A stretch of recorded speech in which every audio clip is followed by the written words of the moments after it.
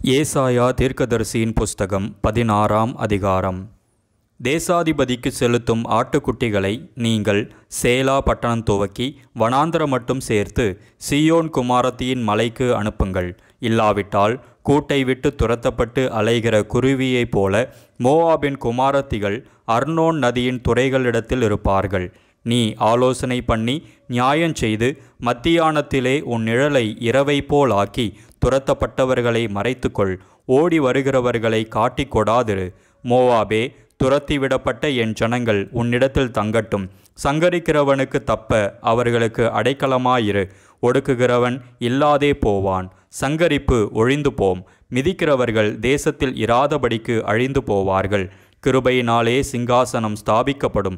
நியாயம் விசாரித்து துரிதமாய் நீதி செய்கிற ஒருவர் அதின்மேல் தாவீதின் கூடாரத்திலே நியாயாதிபதியாய் உண்மையோடே வீற்றிருப்பார். மோவாபின் பெருமையையும் அவன் மேட்டிமையையும் அவன் அகங்காரத்தையும் அவன் உக்கிரத்தையும் குறித்து கேட்டோம். அவன் மெத்த பெருமைக்காரன், ஆனாலும் அவன் வீம்பு செல்லாது. ஆகையால் மோவாபியர் ஒருவருக்காக ஒருவர் அலறுவார்கள். எல்லாரும் ஏகமாய் அலறுவார்கள். கிராரேசேத் ஊரின் அஸ்திபாரங்கள் தகர்க்கப்பட்டதே என்று அவைகளுக்காக பெருமூச்சு விடுவார்கள். எஸ்போன் ஊர் வயல்கள் வாடிப்போயின. சிப்மா ஊர் திராட்சை செடியின் நல்ல கொடிகளை ஜாதிகளின் அதிபதிகள் நறுக்கி போட்டார்கள். அவைகள் யாசேர் மட்டும் சென்று வனாந்தரத்தில் படர்ந்திருந்தது. அவைகளின் கொடிகள் நீண்டு கடலுக்கு அப்பாலே எட்டியிருந்தது. ஆகையால் யாசேருக்காக அழுதது போல சிப்மா ஊர் திராட்சை செடிக்காகவும் மிகவும் அழுவேன். எஸ்போனே, இலையாலேயே உனக்கு என் கண்ணீரை பாய்ச்சுவேன். உன் வசந்த காலத்து பழங்களுக்காகவும் உன் திராட்சப்பழ அறுப்புக்காகவும் ஆரவாரிக்கிற சந்தோஷ சத்தம் விழுந்து போயிற்று. பயிர் வெளியிலிருந்து சந்தோஷமும் களிப்பும் அற்றுப்போயின. திராட்சை தோட்டங்களில் பாடலும் இல்லை, ஆர்ப்பரிப்பும் இல்லை. ஆலையில் ரசத்தை மிதிக்கிறவனும் இல்லை. சந்தோஷ ஆரவாரத்தை ஓய பண்ணினேன். ஆகையால் மோவாபி நிமித்தம் என் குடல்களும் கிராரேசி நிமித்தம் என் உள்ளமும் சுரமண்டலத்தைப் போல தொனிக்கிறது. மோவாப் மேடைகளின் மேல் சலித்து போனான் என்று காணப்படும்போது பிரார்த்தனை செய்ய தன் பரிசுத்த ஸ்தானத்திலே பிரவேசிப்பான். ஆனாலும் அனுகூலப்பட மாட்டான். மோவாபை குறித்து அக்காலத்திலே கர்த்தர் சொன்ன வார்த்தை இதுவே: ஒரு கூலிக்காரனுடைய வருஷங்களுக்கொத்த 3 வருஷங்களுக்குள்ளே மோவாபின் மகிமையும் அதன் மகா ஜனக்கூட்டமும் சீரழிந்து போம். அதில் மீதியாயிருப்பது மிகவும் சிறிதும் அற்பமுமாயிருக்கும் என்று கர்த்தர் இப்பொழுது சொல்லுகிறார். ஏசாயா தீர்க்கதரிசியின் புஸ்தகம் 17ஆம் அதிகாரம். தமஸ்குவின் பாரம். இதோ, தமஸ்குவானது நகரமாயிராமல் தள்ளப்பட்டு பாழான மண்மேடாகும். ஆரோவேரின் பட்டணங்கள் பாழாய் விடப்பட்டு மந்தைகளின் வெளியாயிருக்கும். மிரட்டுவார் இல்லாமல் அவைகள் அங்கே படுத்து கொள்ளும். அரண் எப்ராயீமையும் ராஜாங்கம் தமஸ்குவையும் விட்டொழியும். இஸ்ரவேல் புத்திரருடைய மகிமைக்கு நேரிட்டது போல சீரியாவில் மீதியாயிருப்பவர்களுக்கும் நேரிடும் என்று சேனைகளின் கர்த்தர் சொல்லுகிறார். அக்காலத்திலே யாக்கோபின் மகிமை குறைந்து போம். அவனுடைய கொழுத்த தேகம் மெலிந்து போம். ஒருவன் ஓங்கின பயிரை அறிந்து தன் கையினால் கதிர்களை அறுத்து ரெப்பாயிம் பள்ளத்தாக்கிலே கதிர்களை சேர்க்கிறது போல் இருக்கும். ஆனாலும் ஒலிவ மரத்தை ஒழுக்கும்போது நுனி கொம்பிலே 2-3 காய்களும் காய்க்கிற அதன் கிளைகளிலே 4-5 காய்களும் மீதியாயிருப்பது போல அதிலே பின் பறிப்புக்கு கொஞ்சம் மீதியாயிருக்கும் என்று இஸ்ரவேலின் தேவனாகிய கர்த்தர் சொல்லுகிறார். அக்காலத்திலே மனுஷன் தன் கைகளின் கிரியையாகிய பீடங்களை நோக்காமலும் தன் விரல்கள் உண்டு பண்ணின தோப்பு விக்கிரகங்களையும் சிலைகளையும் நோக்காமலும் தன்னை உண்டாக்கினவரையே நோக்குவான். அவன் கண்கள் இஸ்ரவேலின் பரிசுத்தரையே நோக்கி கொண்டிருக்கும். அக்காலத்திலே அவர்களுடைய அரணான பட்டணங்கள் இஸ்ரவேல் புத்திரருக்கு மீதியாய் வைக்கப்பட்ட தழையைப் போலவும் நுனி கொம்பை போலவும் ஆகி பாழாய் கிடக்கும். உன் பலமாகிய கண்மலையை நீ நினையாமல் உன் இரட்சிப்பாகிய தேவனை மறந்தாய். ஆதலால் நீ நேர்த்தியான நாற்றுகளை நட்டாலும் அந்நிய தேசத்து கன்றுகளை வைத்தாலும் பகற்காலத்திலே உன் நாற்றை வளரவும் விடியற்காலத்திலே உன் விதையை முளைக்கவும் பண்ணினாலும் பலனை சேர்க்கும் நாளிலே துக்கமும் கடும் வேதனையுமே உங்கள் அறுப்பாயிருக்கும். ஐயோ, கடல்கள் கொந்தளிக்கிறது போல கொந்தளிக்கிற அநேக ஜனங்களின் திரளும் பலத்த தண்ணீர்கள் இறைகிறது போல இறைகிற ஜனக்கூட்டங்களின் அமளியும் உண்டாயிருக்கிறது. ஜனக்கூட்டங்கள் திரளான தண்ணீர்கள் இறைகிறது போல இறைந்தாலும் அவர்களை அவர் அதட்டுவார். அவர்கள் தூரமாய் ஓடி போவார்கள்.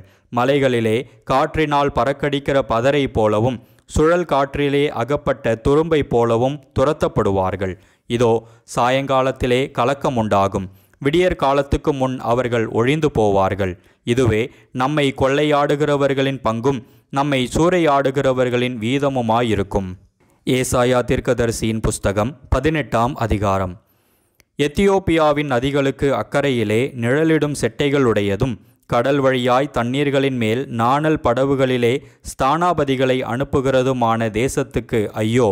வேகமான தூதர்களே, நெடுந்தூரமாய் பரவியிருக்கிறதும் சிறைக்கப்பட்டதும் துவக்கம் முதல் இதுவரைக்கும் கெடியாயிருந்ததும் அளவிடப்பட்டதும் மிதிக்கப்பட்டதும் நதிகள் பாழாக்குகிறதுமான ஜாதி அண்டைக்கு போங்கள். பூச்சக்கரத்தில் வாசமாயிருக்கிறவர்களும் தேசத்து குடிகளுமாகிய நீங்கள் எல்லாரும் மலைகளின் மேல் கொடியேற்றப்படும்போது பாருங்கள், எக்காலம் ஊதப்படும்போது கேளுங்கள்.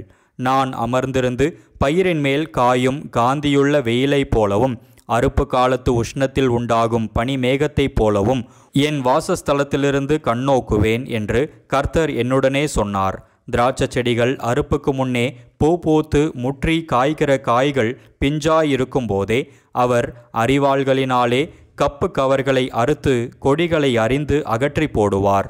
அவைகள் ஏகமாய் மலைகளின் பட்சிகளுக்கும் பூமியின் மிருகங்களுக்கும் விடப்படும். பட்சிகள் அதன்மேல் கோடை காலத்திலும் காட்டு மிருகங்களெல்லாம் அதன்மேல் மாரி காலத்திலும் தங்கும். அக்காலத்திலே நெடுந்தூரமாய் பரவி இருக்கிறதும் சிறைக்கப்பட்டதும் துவக்கம் முதல் இதுவரைக்கும் கெடியாயிருந்ததும் அளவிடப்பட்டதும் மிதிக்கப்பட்டதும் நதிகள் பாழாக்குகிறதுமான ஜாதியானது சேனைகளின் கர்த்தரின் நாமம் தங்கும் ஸ்தலமாகிய சீயோன் மலையில் சேனைகளின் கர்த்தருக்கு காணிக்கையாக கொண்டு வரப்படும். ஏசாயா தீர்க்கதரிசியின் புஸ்தகம் 19ஆம் அதிகாரம். எகிப்தின் பாரம். இதோ கர்த்தர் வேகமான மேகத்தின் மேல் ஏறி எகிப்துக்கு வருவார். அப்பொழுது எகிப்தின் விக்கிரகங்கள் அவருக்கு முன்பாக குலுங்கும். எகிப்தின் இருதயம் தனக்குள்ளே கரைந்து போகும். சகோதரனோடே சகோதரனும் சிநேகிதனோடே சிநேகிதனும் பட்டணத்தோடே பட்டணமும் ராஜ்யத்தோடே ராஜ்யமும் யுத்தம் பண்ணும்படியாய் எகிப்தியரை எகிப்தியரோடே போர்க்கலக்க பண்ணுவேன். அதனால் எகிப்தியருடைய ஆவி அவர்களுக்குள் சோர்ந்து போகும். அவர்கள் ஆலோசனையை முழுகி போக பண்ணுவேன். அப்பொழுது விக்கிரகங்களையும் மந்திரவாதிகளையும் சன்னதக்காரர்களையும் குறி சொல்லுகிறவர்களையும் தேடுவார்கள். நான் எகிப்தியரை கடினமான அதிபதியின் கையில் ஒப்பிப்பேன். கடூரமான ராஜா அவர்களை ஆளுவான் என்று சேனைகளின் கர்த்தராகிய ஆண்டவர் சொல்லுகிறார். அப்பொழுது கடலின் தண்ணீர்கள் குறைந்து நதியும் வற்றி வறண்டு போம். ஆறுகளை திருப்பி விடுவார்கள்.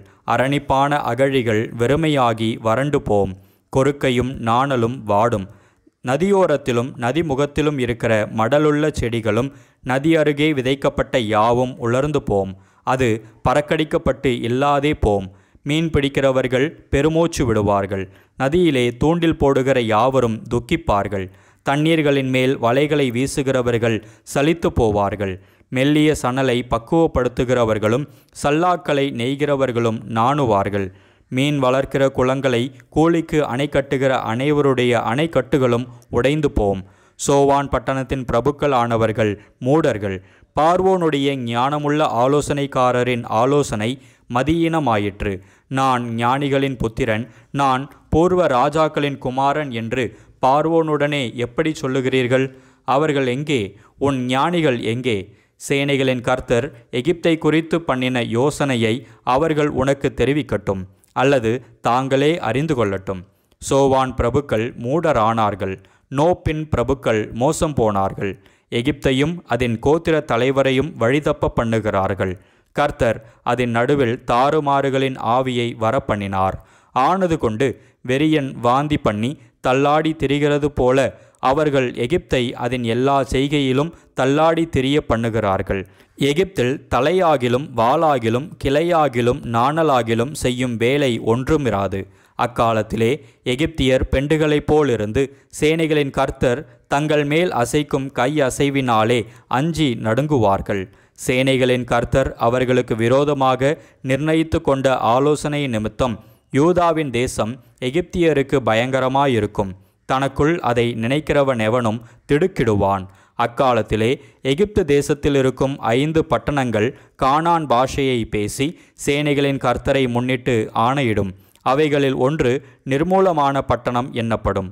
அக்காலத்திலே எகிப்து தேசத்தின் நடுவிலே கர்த்தருக்கு ஒரு பலிபீடமும் அதன் எல்லை அருகே கர்த்தருக்கு ஒரு ஸ்தம்பமும் உண்டாயிருக்கும். அது எகிப்து தேசத்திலே சேனைகளின் கர்த்தருக்கு அடையாளமும் சாட்சியுமாயிருக்கும். ஒடுக்குகிறவர்களின் நிமித்தம் அவர்கள் கர்த்தரை நோக்கி கூப்பிடுவார்கள். அப்பொழுது அவர்களுக்கு ஒரு இரட்சகனையும் ஒரு பலவானையும் அனுப்பி அவர்களை விடுவிப்பார். அப்பொழுது கர்த்தர் எகிப்தியருக்கு அறியப்படுவார். எகிப்தியர் கர்த்தரை அக்காலத்தில் அறிந்து அவருக்கு பலிகளோடும் காணிக்கைகளோடும் ஆராதனை செய்து கர்த்தருக்கு பொருத்தனைகளை பண்ணி அவைகளை செலுத்துவார்கள். கர்த்தர் எகிப்தியரை வாதையினால் அடிப்பார், அடித்து குணமாக்குவார். அவர்கள் கர்த்தரிடத்தில் மனம் திரும்புவார்கள்.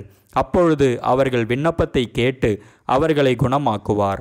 அக்காலத்திலே எகிப்திலிருந்து அசீரியாவுக்கு போகிற பெரும் பாதை உண்டாயிருக்கும். அசீரியர் எகிப்துக்கும் எகிப்தியர் அசீரியாவுக்கும் வந்து எகிப்தியர் அசீரியரோடும் கூட ஆராதனை செய்வார்கள். அக்காலத்திலே இஸ்ரவேல் எகிப்தோடும் அசீரியாவோடும் 3வது பூமியின் நடுவில் ஆசீர்வாதமாயிருக்கும். அவர்களை குறித்து சேனைகளின் கர்த்தர் எகிப்தியராகிய என் ஜனமும் அசீரியராகிய என் கரத்தின் கிரியையும் இஸ்ரவேலராகிய என் சுதந்திரமும் ஆசீர்வதிக்கப்பட்டது என்று சொல்லி அவர்களை ஆசீர்வதிப்பார். ஏசாயா தீர்க்கதரிசியின் புஸ்தகம் 20ஆம் அதிகாரம். தர்த்தான் அசீரியா ராஜாவாகிய சர்கோனாலே அனுப்பப்பட்டு அஸ்தோத்துக்கு வந்து அஸ்தோத்தின் மேல் யுத்தம் பண்ணி அதை பிடித்த வருஷத்திலே கர்த்தர் ஆமோத்சின் குமாரனாகிய ஏசாயாவை நோக்கி, நீ போய் உன் அறையில் இருக்கிற இரட்டை அவிழ்த்து உன் கால்களில் இருக்கிற பாதரட்சைகளை கழற்று என்றார். அவன் அப்படியே செய்து வஸ்திரமில்லாமலும் வெறுங்காலுமாய் நடந்தான். அப்பொழுது கர்த்தர் எகிப்தின் மேலும் எத்தியோப்பியாவின் மேலும் வரும் 3 வருஷத்து காரியங்களுக்கு அடையாளமும் குறிப்புமாக என் ஊழியக்காரனாகிய ஏசாயா வஸ்திரம் இல்லாமலும் வெறுங்காலுமாய் நடக்கிறது போல அசீரியா ராஜா தான் சிறைப்பிடிக்கப் போகிற எகிப்தியரும் தான் குடிவிலக்கப் போகிற எத்தியோப்பியரும் ஆகிய இளைஞரையும் கிழவரையும் வஸ்திரம் இல்லாமலும் வெறுங்காலுமாய் எகிப்தியருக்கு வெட்கமுண்டாகும்படி இருப்பிடம் மூடப்படாதவர்களாய் கொண்டு போவான்.